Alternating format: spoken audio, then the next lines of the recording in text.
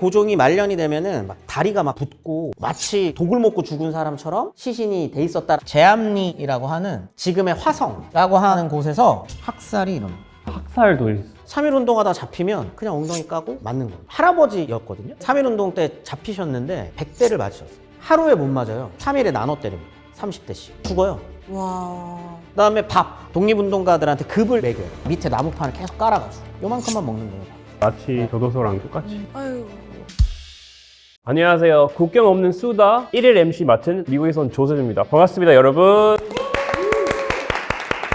오늘도 재미있는 친구 많이 모셔왔는데 혹시 인사할 수 있을까요? 저는 핀란드 온 율리아라고 합니다. 저는 영국에서 온 폴카입니다. 반갑습니다. 일단 오늘 PT 형이 없어가지고 제가 MC 맡게 되었는데 오늘도 역시 우리가 재미있는 게스트 모셔봤습니다. 재밌는 게스트요. 교수님 지난번에 너무 재미있게 해주셔가지고 인사해 주시겠어요? 안녕하십니까. 역사 공부하고 있고요. 가톨릭대 국사학과에서 학생들 가르치고 있는 김전이라고 합니다. 반갑습니다. 저번에도 재미있는 얘기 했었는데 우리가 한국에 대해서 제대로 한 번 더 배워보자 해서 다시 모셔봤는데 오늘 혹시 어떤 주제로 얘기하는 걸까요? 네, 오늘 저희가 알아볼 내용은 진실? 진실. 3.1 운동의 진실. 네, 앞에 교과서에서 오? 안 나오는? 사실 교과서에 그렇게 많은 내용이 들어있지는 않으니까 다양한 이야기를 들려드리겠다라는 뜻입니다. 교과서에는 잘 나오지 않는 3.1 운동에 대해서 여러분들에게 오늘 강의를 해보려고 합니다. 그럼 우리가 오늘 배우는 것도 한국 친구도 모르는 거 많이 들어가 있겠네요. 배웠지만 잊어먹었겠죠? 수능 끝나면 다 까먹었어요. 3.1 운동에 대해서는 다들 들어보셨나요? 뭔지는 대충은 알아요. 일제강점기 때 한 거다 이렇게까지 알고 있는데 그 외에는 잘 저는 일단 밝은 날이라서 되게 중요한 거라고 생각했었지만 자세는 몰라요. 오늘 뭐 그런 이야기들 제가 알려드리려고 나온 거니까 궁금한 거 있으시면 언제든지 물어보셔도 될 것 같습니다. 이 이야기를 하기 위해서는 19세기로 시간을 돌려서 이야기를 해야 될 것 같은데 19세기에 미국, 영국 모두 다 아시아로 넘어오기 시작을 했죠. 그때 당시 한국에서는 그런 나라들을 뭐라고 표현하냐면 열강이라고 표현합니다. 가장 대표적인 제국주의 국가 아니겠습니까? 영국.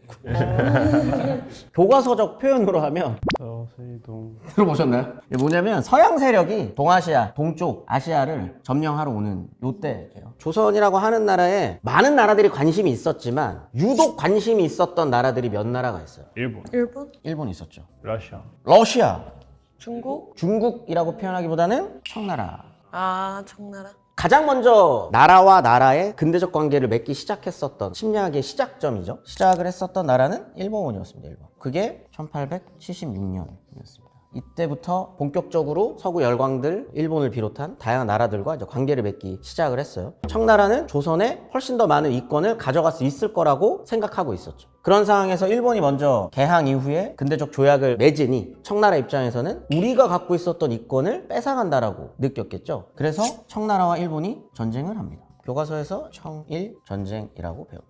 청일 전쟁에서 누가 이겼을까요? 일본. 너무나 당연한. 왜냐면 그 당시에 청나라도 영국한테 많은 개입받고 있지 않았어요? 이때 이미 1, 2차 아편전쟁이 끝난 상황이었었고 청나라는 생각보다 그 이후에 근대화 정책을 많이 펼쳤어요. 그리고 군함들도 이미 가지고 있었고 나름대로 싸워볼 만한 상황이다라고 생각을 했었습니다. 그런데 막상 일본과 전쟁을 해보니 일본에 비해서는 부족했었던 거죠. 그래서 여기서는 일본이 승리를 거두고요. 청일전쟁 이후로 일본이 배상금도 받아가고 더 많은 이권을 가져가려고 했었던 곳이 지금의 산둔반도 지역에서의 이권을 독점하려고 했었습니다. 그런데 그거를 받아들이지 못했었던 나라가 있죠. 그 나라가 러시아입니다. 그래서 일본과 러시아가 전쟁을 합니다. 그게 러일전쟁. 1904년입니다. 근데 이 전쟁이 중요했었던 이유가 있어요. 청일전쟁에서 일본이 승리를 거뒀을 때만 하더라도 다른 열강들, 미국, 영국, 프랑스 다양한 나라들은 딱히 주목하지 않습니다. 그냥 동아시아에 있는 두 나라가 붙어가지고 승리를 했네? 그런데 러일전쟁은 느낌이 달랐어요. 왜냐면 유럽 열강들이 생각하고 있었던 아시아인에 대한 이미지, 전형적인 오리엔탈리즘인 거죠. 아시아인들은 늘 언제나 열등하고 부족하고 야만스럽고 그래서 니들이 아무리 근대화를 한다고 해봐야 의미 없을걸? 이라고 했었던 생각을 뒤집어 놓게 된 사건입니다. 왜냐? 러시아랑 붙을 때만 하더라도 유럽에 있는 많은 나라들은 당연히 러시아가 이길 거라고 생각을 합니다. 그런데 일본이 이겼죠. 이 일본이 러일전쟁에서 승리하는데 굉장히 중요한 역할을 했던 나라가 있습니다. 어느 나라였을까요? 이 중에 있어요. 미국? 핀란드? 영국. 영국입니다. 영국과 일본은 이 시기부터 영일 동맹을 맺고 굉장히 끈끈하게 관계를 맺으면서 러시아가 유럽 전선에서도 내려오는 것을 막기 위해서 저 지금 진일파 만들려실 겁니까? 친일파요. 그런 거랑 상관없이 이따가 사과문 좀 올릴게요. 조선이라고 하는 나라에 관심을 강하게 가졌었던 나라들 중에 유일하게 남은 나라가 일본이 되는 거고, 러일 전쟁을 승리한 이후로 1905년이 되면 본격적인 작업을 하게 됩니다. 그때 맺었었던 조약이 을사년에 맺은 조약이다 그래서 을사조약. 근데 한국에서는 그걸 조약이라고 부르지 않고요. 조약이라는 표현이 좀 그러잖아요, 사실. 늑약이라고 표현합니다. 늑약이라는 거는 그럼 그 늑이 어떤 뜻이에요? 강제로 맺어줬다. 아, coercion 막. 1905년에 맺었었던 늑약 같은 경우에는 주권 국가로서 가져야 하는 기본적인 권리들이 있잖아요. 그 중에 하나를 뺏어갑니다. 외교권을 뺏어갑니다. 저 조금 바보 같은 질문인데 네. 그 외교권을 뺏길 때는 실제적으로 어떤 것들 다 없어지는 거예요? 외교관이라는 게 뭔지 물어보는 거예요. 제가 한번 해볼까요? 네네네네. 진짜 간단하게 말하면 남편 있잖아요. 결혼도 할 거니까 친구 사귀고 싶어요, 율리아가. 근데 남편이 다 미리 그거 다 알아서 하는 거예요. 그래서 나 혼자서 나의 사생활 못하고 오히려 다른 사람이 다 정해주면서 내려주면서 내가 혼자 아무것도 못하게 되는, 외부적으로. 오늘 출연하는 것도 남편이 안 돼. 그런 느낌 비슷하죠? 맞습니다. 되게 잘 설명. 사실상 외교권을 뺏었다는 것 자체가 미국도 마찬가지고 영국도 마찬가지고 식민 지배를 하는 과정에서 뭐 예를 들어서 영국이다. 영국이 인도를 지배한다. 인도는 곧 영국이야? 아니면 인도는 인도지만 영국이 인도를 식민 지배하는 거고 그 가운데서의 다양한 권리들은 인정해 줄 거야? 너무나도 다양한 방식이 있잖아요. 식민 지배를 하는 다양한 방식 중에 외교권만 뺏어가는 방법들도 있어요. 그렇기 때문에 1905년을 그냥 식민 지배의 시작이라고 보기도 합니다. 그런데 1907년이 되면 헤이그 특사 사건이 이제 발생을 하는 거죠. 부당함을 알리고 싶었었던 사람들이 알리기 위해서 유럽으로 갔지만 실패하게 되고, 이걸 빌미로 1907년이 되면 고종이 헤이그 특사를 주도했다라는 이유로 퇴위를 하게 되고 순종이 마지막 황제이자 왕이 되는 거고요. 근데 식민지를 하는 데는 돈이 많이 드는데 빌려주는 나라들이 있습니다. 일본에게. 영국? 여기 두 나라가 있어요. 제작진 오늘 왜 초대했는지 알겠네요. 영국과 미국이 적극적으로 돈을 빌려주고 식민 지배를 할 수 있도록 도와주는 거죠. 와우. 아무튼 1907년이 되면은 또 하나 뺏기게 되는 게 군대가 해산이 됩니다. 대한제국은 군대를 가질 수 없어요. 그리고 그 이후로 또 뺏는 게 행정권을 뺏습니다. 그럼 남는 게 있어요? 없죠. 이 세 가지 가면은 나라라는 게 딱히 없잖아요. 없습니다. 그렇기 때문에 1905년 시점이 중요하다라고 이제 말씀드린 거죠. 외교권 뺏기고 그 다다음 해에 군대 해산되고 행정권 뺏기고, 그래서 1910년이 되면 강제 병합이라고 하는 걸 한국에서는 다양한 이름으로 불러요. 원래 이 시절에 불렸었던 이름은 합방이었습니다. 이 한일 합방이라고 하는 표현도 어떻게 표현할 것인지 당시에도 논란이 되게 많아요. 뭐라고 표현하지? 저희는 그렇게 표현하지 않고 한일 강제 병합이라고 표현하거나, 경술련이거든요. 1910년이. 경술련에 벌어진 국가의 치욕이다 그래서 경술국치라고도 부릅니다. 그렇게 1910년이 되면 강제로 대한제국이라는 나라가 일본에 흡수가 되는 거죠. 핀란드도 식민지가 있었나요? 저희는 없었고 러시아한테 당했죠. 당한 위치죠. 식민지들을 다 갖고 계셨잖아요. 왜 이렇게 여기 우리 둘이 여기 앉게 하고 저기는 저렇게 했는지 알겠네. 컨셉 확실히 잡으셨네요, PD님.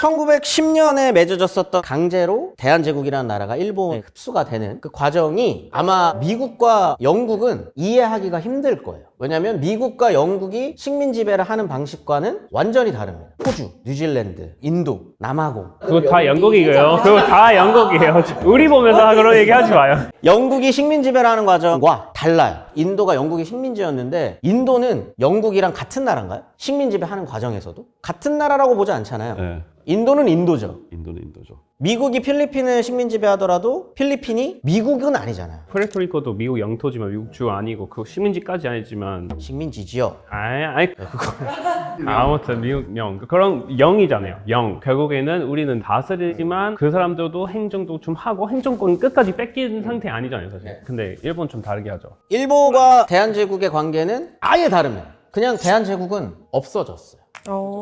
일본 제국주의 아래에 편입이 된 겁니다. 그러면 이게 일본이면 조선이라는 나라가 있겠죠? 그러면 여기까지 그냥 다 일본이에요. 여기는 하나의 지역이 됩니다. 조선이라는. 미국에 유타주 있듯이. 물론 구분은 합니다. 근데 오히려 구분함으로써 한국 사람들이 불리해지잖아요. 너희들이 우리 밑에 있다 하는 거잖아요. 근데 그 당시에 한국 사람들은 일본 사람의 권리는 똑같이 있지 않았을 거 아니에요. 권리가 없죠. 같은 나라라고 볼 수 없지 않아요? 그런데 표현은 하나의 나라라고 표현을 하는 거죠. 그게 모순되잖아요. 그런 상황이 계속적으로 겹쳐지는 상황들이 발생을 하는 거예요. 방금 말씀하신 그 구조. 같은 나라라고 하지만 권리는 없고. 지금부터 얘기 드릴게 어떻게 보면 이제 3.1운동에 가장 실질적으로 저항을 하게 된 이유일 수도 있어요. 일상생활과 관련된 겁니다. 태형이라고 들어보셨나요? 대형? 예를 들어 담배를 태워요. 담배를 태우다가 아무도 안 보는 것 같네? 라고 해서 바닥에다 그냥 이렇게 버려요. 알고 봤더니 뒤에 경찰이 있었던 거죠. 삐 벌금 내셔야 됩니다. 돈 없는데요? 그러면 어떻게 합니까 보통? 데리고 가서 감옥에 며칠 동안 구금을 시킨다거나 하는 방법이 있겠죠. 그걸 보통 경범죄라고 합니다. 근데 조선에서는 경범죄를 저질렀을 때 돈을 내. 없어? 때림. 그게 태형령이라고 하는 게 붙죠. 이거는 조선 총독이 만든 법입니다. 그러면 태형령은 조선에서만 합법입니다. 일본 제국은 태형, 그런 야만스러운 사람을 어떻게 때려? 안 되지 라고 해서 금지시켰어요. 조선에서만 합법입니다. 또 하나 중요한 게 조선인만 합법입니다. 뭐 이렇게 얘기하면 그냥 때리는 거네 라고 쉽게 넘어갈 수 있지만 조선인들에게 이거는 일상생활에서 대단한 차별로 느껴질 수밖에 없는, 이게 3.1운동의 굉장히 중요한 부분인 건데, 3.1운동을 보통 표현할 때 조선 민중 전체가 다 같이 했던 걸로 이야기를 많이들 하잖아요. 저항을 하는. 근데 그게 왜 중요하냐, 하나의 민족 정체성을 만들어내는 게 이 시기에 쉽지 않았어요. 왜 그랬을까요? 신분이 있었기 때문에. 그런데 굉장히 흥미롭게도 태형령이 조선인으로서의 정체성을 만들어줍니다. 다 차별 당한. 자, 만약에 양반이었어요. 천민이다. 인사하겠죠. 에헴 하면서 이제 걸어갔겠죠. 근데 담배를 태워요. 양반이. 제또 버렸어. 근데 헌병이 와서 일본 헌병 입장에서 이 사람이 양반인지 노비인지 뭐가 중요해요. 그냥 이들은 조선인이죠. 그냥 엉덩이 까고 맞는 겁니다. 엄청 자존심 상하고. 자존심도 상하고 치욕감을 느꼈겠죠. 인간이 스스로 우리를 만드는 과정은 적을 만들 때 쉽게 만들어지거든요. 생각해보니까 지금 우리의 공통된 적은 일본인 거 아닌가? 라는 생각을 이런 일상에서 매일같이 마주치는 거죠. 그렇게 뭉치기 시작했었던 게 1918년이 되면 국제정세가 바뀌기 시작해요. 요 무렵은 1차 세계대전이 끝났을 때 패전국들이 가지고 있었던 식민지가 있을 것이고, 그럼 그 식민지를 어떻게 나눠 먹을 것이며 그 다음의 세상은 어때야 되며 이런 것들을 논의를 하는 과정이 필요합니다. 그게 파리 강화 회의. 파리 강화 회의가 열리는 이 과정 중에 우드로 윌슨이라는 대통령이 라는 걸 이야기하기 시작합니다. 영어로 self-determinism.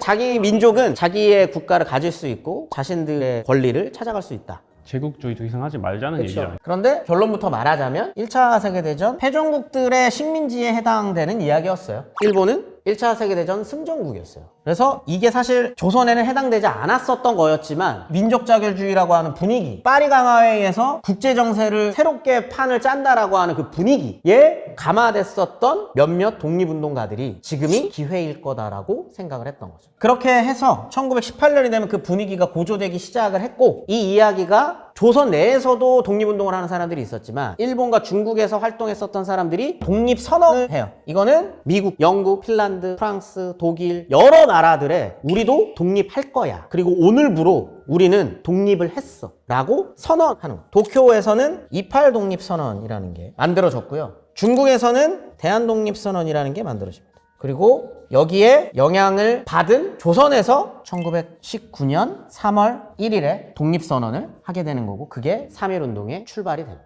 근데 왜 3월 1일이었을까요? 이때가 고종의 장례가 치러지던 때입니다. 이때 고종이 독살당했다 이야기가 번져요. 일본이 죽였다라고 하는 소문이 돕니다. 소문. 결론적으로 말씀드리면 그건 진짜 소문이에요. 근데 소문이 돌았었던 건 나중에 고종이 말년이 되면은 막 다리가 막 붓고, 고종을 마지막으로 봤었던 사람 중에 몇몇이 마치 독을 먹고 죽은 사람처럼 시신이 돼 있었다라는 게 소문처럼 돌아요. 근데 그건 소문입니다. 소문이 사실보다 강해요. 그게 중요한 거죠. 독살 당했고 안 당했고가 중요한 게 아닙니다. 사람들한테 독살 당했을 거야 라고 하는 이미지가 심어진 게 중요한 거죠. 아무튼 그것 때문에 이런 짓까지 해? 일본이? 그거를 분노를 독립운동의 과정으로 바꿀 수 있잖아요. 그래서 이때를 노려볼까? 라고 생각을 해서 3월 1일로 결정을 하게 됩니다. 그럼 거기 당시에 있었던 독립운동가 누구 있을까요? 일단 3월 1일 날 배포됐었던 독립선언서를 쓴 사람들이 있어요. 그들을 대표라고 부르고요. 그 사람들이 33명이었어요. 민족 대표에 포함되어 있었던 사람들이 대부분 어떤 사람들일까가 중요합니다. 집회, 출판, 시위 모든 게 금지입니다. 그건 모일 수 있는 사람들이 없다는 거예요. 그런데 합법적으로 모일 수 있는 두 단체가 있어요. 교회? 오, 인정. 또 하나, 학교. 아, 역시. 제국주의를 경험한 나라라. 이제 어떻게 억눌러야 되는지 알고 있나 봐. 그래서 민족대표 33인의 거의 대부분은 종교인과 교육자들이었어요. 종교인들 중에 가장 대표적인 사람을 한다고 하면 손병희라는 사람이고요. 손병희라고 하는 사람은 천도교의 수장이었었고 민족대표들을 모으기 시작하기도 했어요. 그리고 손병희가 사람들을 모으기 시작할 때 처음으로 접촉했었던 사람들도 종교인입니다. 왜? 모일 수 있으니까. 근데 왜 종교인들이 그럼 모일 수 있었죠? 종교 활동은 불법이 될 수 없죠. 일본은 지금은 영국과 미국과 전쟁하던 때가 아니에요. 이때는 미국과 영국이 일본을 도와주고 있잖아요. 아, 그러면 그거를 이제 오케이 해야 된다. 영국과 미국인들도 조선에 삽니다. 그런데 영국과 미국인들은 종교를 좋아해요. 아, 그렇죠. 대부분이 크리스천, 교회 나가야 돼요. 그리고 그 교회를 나가는 사람들 중에는 학교를 만드는 사람도 있습니다. 의료 활동을 하는 사람도 있죠. 선교 활동을 하는 사람들도 있어요. 그들을 막는다? 불가능하죠. 그래서 종교인들 중에 천도교에서 먼저 앞장서게 되고 또 한 사람 중요한 사람이 한용운이라는 사람. 이분은 불교인이 승려예요. 이런 사람들이 종교인으로서 같이 민족대표로 참여를 하게 되고요. 교육인으로서는 가장 대표적인 사람이 이승훈이라는 사람. 이분은 교육이 일본인들이 한국에서 하는 교육 자체가 일본 제국주의 입장에서 하는 교육들만 있었기 때문에 교육 활동을 하는 교육자들 중에 조선인들을 위한 제대로 된 교육을 해야겠다라고 생각하는 사람들도 있었겠죠. 그 중에 한 명이 이승훈이었고 이분은 학교를 만듭니다. 오. 오산학교라는 이 오산학교가 어딨냐면 정주라고 하는 곳에 있어요. 지금은 평양 근처거든요. 근데 거기에 이 오산학교를 만들게 됐었던 이유도 있습니다. 여기가 당시에 선교사들이 활동을 많이 해서 기독교 색채가 굉장히 강한 곳이었거든요. 기독교와 민족주의를 결합해서 조선인들의 학교를 만들자라고 해서 만들었었던 학교가 오산학교고 이 오산학교 출신들 중에 많은 숫자가 독립운동가로 활동을 합니다. 그걸 만든 분이 이제 이승우이라고 하는 분이에요. 참고로 이 오산학교는 지금은 대한민국에 있습니다. 용산에 있어요, 용산. 아무튼 그렇게 종교인들과 교육인들이 만나서 민족대표 33인을 구성하게 되고 이들이 독립선언서를 썼고요. 이 민족대표 33인이 독립선언서를 쓴 거는 3월 1일이 아닙니다. 그 이전에 미리 썼어요. 이미 제작, 생산까지 됩니다. 다 뽑아놨어요. 그리고 이거를 3월 1일 날 발표하고 뿌리자. 그러면 여기에 동조하는 조선 사람들이 빡 일어나고 대한독립 만세를 외치는 그림을 그렸을 텐데 민족대표 33인이 그 계획을 약간 바꿔요. 그렇게 되면 조선인들이 아마 다칠 거다 그쵸. 라고 생각을 해서 그렇게 하지 말고 3월 1일 당일에 우리만 따로 모여서 우리끼리 낭독하면 그걸로 끝내고 우리가 독립을 선언했다는 거를 알리는 하나의 방식으로 일본 헌병에게 전화를 합니다. 우리가 지금 독립선언서를 낭독했으니 잡아가라고. 오. 그렇게 민족대표 33인 중에 몇몇이 태화관에서 모여서 낭독을 하고 잡혀가요. 그렇게 해서 끝날 거라고 생각했습니다. 근데 아까 계획됐었던 게 남아있잖아요. 선언서를 뿌리고 다 같이 독립만세를 하겠다. 그래서 그들이 지금의 탑골공원이라고 들어보셨나요? 종로에 있는 거기서 학생들이 기다리고 있었습니다. 기다리는 사람들이 계속 기다릴 수는 없잖아요. 왜 계획된 게 있었는데 그 중에 한 명이 단상에 올라가서 원래 계획되어 있었던 것처럼 독립선언서를 읊게 됩니다. 그분 이름이 정재용이라고 하는 탁골공원 단상에 올라가서 독립선언서를 낭독을 하고 대한독립만세를 외치고 학생들을 중심으로 한 사람들이 종로 시내부터 시작해가지고 거리에서 대한독립만세를 외치게 되는 거죠. 그렇게 3.1운동이 시작됩니다. 3.1운동을 하면 한 번씩은 외국인 분들도 들어보셨을 법한 이름이 있을 거예요. 유관순이라는 분 이름은 들어보셨나요? 유관순 선생님? 학생입니다. 당시에 이화학당을 다니고 있었던 지금 이화여대 그리고 이화여중고등학교가 있거든요. 거기에 다니던 학생이었습니다. 3월 1일부터 3.1운동에 참가를 합니다. 근데 3월 1일 날 학생들과 종교인들을 중심으로 경성 안에 독립운동의 열기가 쫙 하고 퍼져나가는 거예요. 그러면 조선 총독부는 무슨 결정을 할까요? 억압하겠죠. 잡아가기도 하고 첫날부터 사상자가 나옵니다. 그런데 일본이 지금 와서 생각해보면 일본 제국주의 입장에서는 실수를 합니다. 실수. 어떤 시설 하죠? 휴교령을 내려요. 그러면 학생들은 할 거 없잖아요. 그럼 뭐 하겠어요? 할 거 없었던 것도 중요하고 또 하나 중요한 게 있습니다. 당시 경성에 있었던 학교에 다니고 있는 학생들은 경성 사람들이 아니에요. 아, 그럼 원래 그 생각을 이제 버티는. 퍼지는 거죠. 그러면 기차를 타고 자기네들 고향으로 갑니다. 왜? 어차피 학교 안 가도 되니까. 고향으로 내려갈 때 그냥 내려가지 않아요. 자기가 갖고 있었던 독립선언서 하나씩을 챙겨가겠죠. 오. 유관순 선생님의 고향은 천안이었습니다. 현황. 아. 천안에서 다시 한번 독립운동을 준비하죠. 그리고 천안 사람들을 모으고 천안에 있는 아오네 장터에서 만세운동을 다시 한번 주도를 합니다. 근데 그때 일본 헌병들이 들어와서 사람들을 잡아가기도 하고 총을 쏘기도 해서 이때 부모님이 눈앞에서 돌아가십니다. 아유. 그리고 유관순 열사도 잡혀가게 되고 서대문 형무소라고 들어보셨나요? 네. 네. 서대문 형무소의 여옥사 거기에 수감됩니다. 음. 서대문 형무소에 갇히고 난 다음의 행동들이 더 상상하기 힘들어요, 우리 입장에서. 왜냐면 옥 안에서도 독립운동을 합니다. 아. 거기서 끝나지 않고. 가장 크게는 3.1운동이 끝나고 난 다음에 1년이 되는 해였어요. 1920년 3월 1일이겠죠? 이때 옥중에서 만세운동을 기획합니다. 그래서 옥중에 1920년 3월 1일에 또 대한독립 만세를 외쳤었던 거고, 그 일로 서대문 형무소에서 굉장히 좀 독한 고문을 당하셔서 결국은 원래 나오시기로 했었던 날짜에 앞서서 돌아가십니다. 그래서 그 이야기가 그 이후에 사람들한테 전해지면서 유관순 열사의 이름이 사람들한테 알려지게 되고, 지금 우리에게도 3.1운동 하면 여학생으로서 참여했고 그걸로 끝나는 게 아니라 가족의 비극까지 겹치고, 그리고 옥중에서 또 투쟁을 하다가 고문을 못 이겨서 돌아가신 분, 모든 것을 다 희생했었던 분으로 기억을 하고 있고, 그래서 3.1운동 하면 한국 사람들은 유관순 열사를 많이 떠올립니다. 당시 3.1운동을 주도했었던 굉장히 핵심적인 한 주체가 학생이에요. 그런 상황에서 일본 제국주의가 학생이라고 그냥 넘어가는 경우는 거의 없었고, 할아버지들도 똑같아요. 그리고 1919년이잖아요. 태형이 아직 있어요. 3.1운동 하다 잡히면 매를 맞기도 합니다. 이 시기에 일기들이 남아있는데 할아버지였거든요. 3.1운동 때 잡히셨는데 100대를 맞으셨어요. 100대? 근데 태형 100대 맞으면 하루에 못 맞아요. 3일에 나눠 때립니다. 30대씩. 어떤 분은 죽어요. 돌아가실 수도 있는 거고. 고문 방식이 남아있거나 한 거는 뭐 일본이 그걸 남겨놨을 리도 없고, 왜냐면 일본은 스스로 조선이라고 하는 나라를 문명화시키고 있고 하나의 나라로 만들었고 우리는 이들을 교화시키고 있다라고 세계에다가는 이야기합니다. 그런 상황에서 우리가 사실은 고문을 하고 있어요 라고 이야기할 수는 없기 때문에 그런 기록들은 남아있지 않은데, 이제 수많은 증언들이 남아있고 고문을 이기지 못하고 돌아가신 분들이 남아있고 한 거죠. 그 다음에 또 서대문 형무소 안에서 고문만 있었던 게 아니라 그 안에서 생활 자체가 말이 안 돼요. 조선의 형무소 자체가 많이 없어요. 근데 3.1운동으로 잡혀온 사람들은 많죠. 그럼 어떻게 하냐면 때리는 걸로도 감당이 안 되면 일단 서대문 형무소 넣어요. 방 하나가 요 정도 되거든요. 보통은 여기에 한 3, 4명 들어가면 꽉 찹니다. 근데 10명씩 넣어요. 와. 그 다음에 밥 제대로 안 나오죠. 줄밥이 많이 없잖아요. 이거 다 돈인데 어떤 식으로 하냐면 독립운동가들한테 급을 매겨요. 급수를 매겨서, 이게 밥통이에요. 밑에다가 급에 따라서 만약에 얘는 말 잘 듣는 친구야, 독립운동이랑 상관없어 라고 하면 밑에 그냥 조그마한 나무판 하나만 깔아. 그리고 여기까지 밥을 채웁니다. 독립운동인데 조금 약하게 했어. 그럼 나무판 하나를 더 깔아요. 여기에만 채웁니다. 하나 더 채워요. 그러면 옥중에서 투쟁을 하고 독립운동 하셨던 분들이고 그 다음에 되게 유명한 인물이고 막 이러면 요만큼만 먹는 거예요. 밑에 나무판을 계속 깔아가지고 이런 식으로 사람들을 정신적으로 괴롭히는.